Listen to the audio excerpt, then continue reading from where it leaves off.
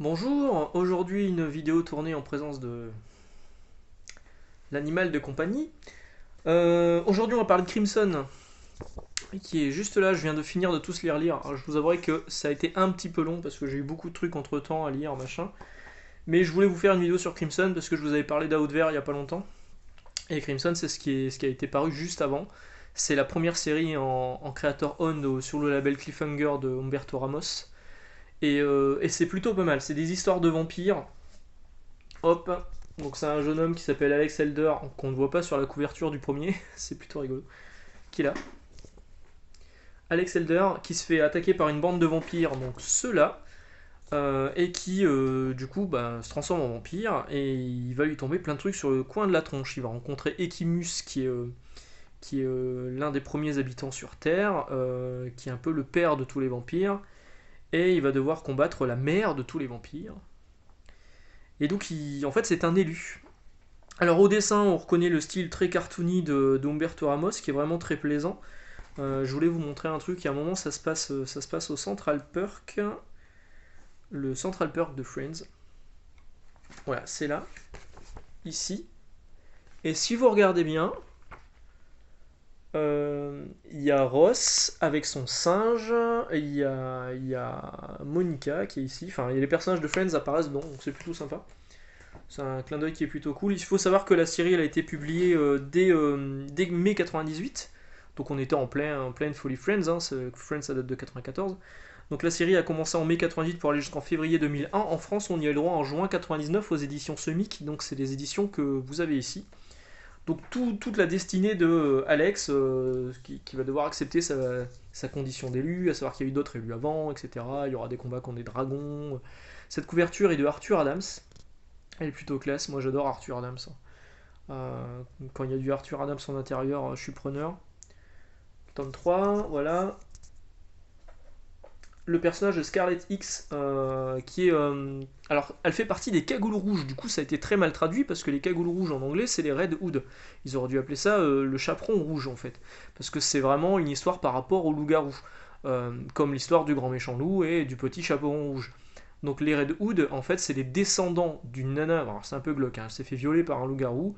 Et toute la lignée de sang, ils ont des pouvoirs plus ou moins de loup-garou, mais ils combattent les démons. Et ils ont tous un costume rouge comme ça. Voilà, c'est plutôt classe. Elle est plutôt, voyons, on voit le loup-garou là. On apprend la destinée de Scarlett là-dedans. Hop, le numéro 5 sous couverture de Morisset. Alors Morisset, c'est un français. C'est le moment de faire une petite aparté sur Morisset. Alors cette couverture, je la trouve pas GGN. Le style de Morisset, c'est pas vraiment ce qui me plaît, mais faut bien admettre que il a fait des trucs qui sont plutôt pas mauvais. Notamment chez CrossGen. À une époque, il a travaillé pour CrossGen aux États-Unis. La série s'appelle Les Crossovers. Et c'est franchement pas mal. C'est un comic books. Vous avez l'intégrale de la série là-dedans.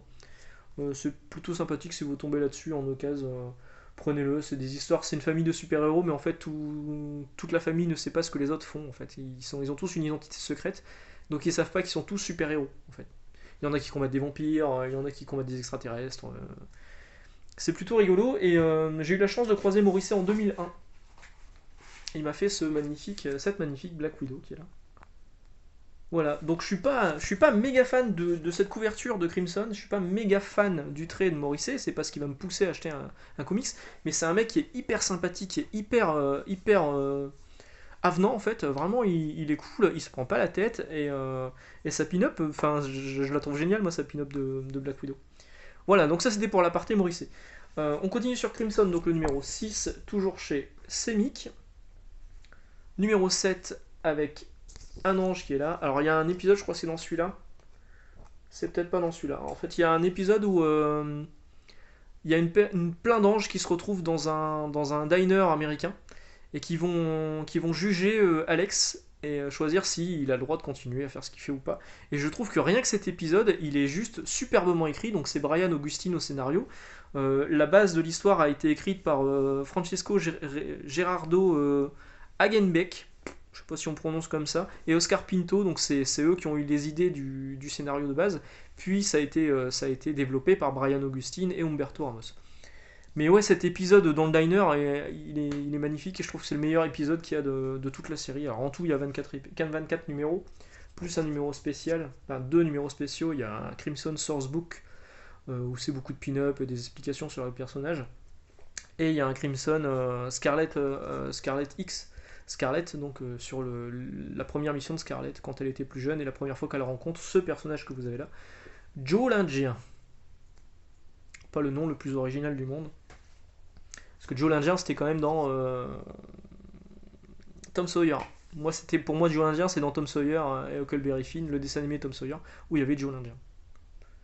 Voilà, il y a aussi ce personnage qui apparaît là, qui va combattre les dragons, qui est en fait un flic et qui va être possédé par un esprit. Vous voyez, au niveau des dessins, c'est toujours impeccable. Hein. Humberto Ramos, c'est vraiment très très bien. Faut aimer le style, hein. C'est sûr que c'est cartoony, un peu rond. Bah là, on voit Lisette, donc la mère des vampires, vous l'avez là. Alors c'est dommage parce que normalement, j'ai les jouets. J'aimais beaucoup, j'ai eu l'occasion d'avoir les jouets qui étaient sortis chez Palisade Toys. Je les ai eu pour pas cher. Donc j'ai les jouets de Alex, de Lisette et de Scarlet X, mais ils sont en carton, hein, évidemment, parce que vu qu'on prépare plus ou moins le déménagement, il y a des trucs qui sont déjà en carton, et ils sont déjà en carton. Hop. Donc dans celui-ci, en fait, vous avez un seul numéro. Habituellement, vous savez que dans les versions intégrales, on appelait ça la version intégrale chez Semic, il y avait deux numéros enfin deux épisodes américains par numéro. Et dans celui-ci, il n'y en a qu'un. Il y a l'épisode 23 et il y aura un Crimson 1,5 qui est un peu un épisode à part, qui est plutôt sympa. C'est bien de la part de Semic de l'avoir mis. Et du coup, le tout dernier numéro qui fait un peu plus de pages qu'un numéro habituel, vous l'avez dans ce numéro 13 français. Alors je suis un peu dégoûté parce qu'il a un peu pris la flotte en restant chez mes parents.